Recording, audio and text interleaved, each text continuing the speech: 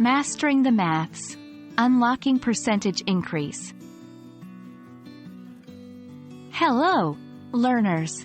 Today we are going to learn about a very useful and practical mathematical concept, percentage increase. This is a term that you'll often hear in daily life, whether it's about the inflation rate, sales growth, or your improved score in English. Let's dive right in.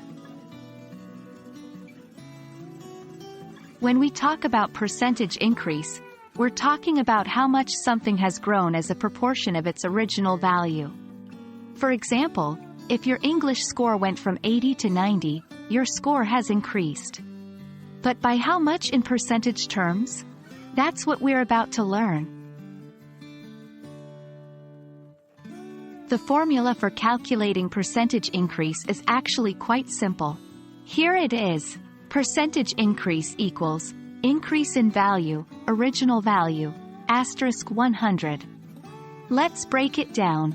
Increase in value is the difference between the new value and the original value. Original value is the value you started with. You multiply by 100 to convert the ratio to a percentage. For example, if your English score increased from 80 to 90, the increase is 10 points. Using our formula, percentage increase equals 10/80ths, asterisk 100 equals 12.5%. So, your score has increased by 12.5%. Now that we understand the formula, the key to mastering it is practice. Try finding the percentage increase for different scenarios. Maybe the price of your favorite book has gone up, or your travel time to school has decreased.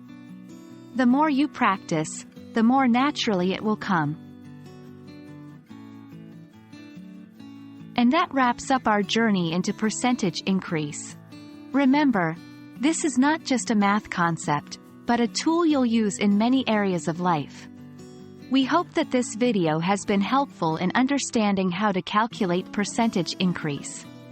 As with all aspects of English language learning, practice is key, so don't forget to work through lots of examples. Happy learning, and see you in our next video.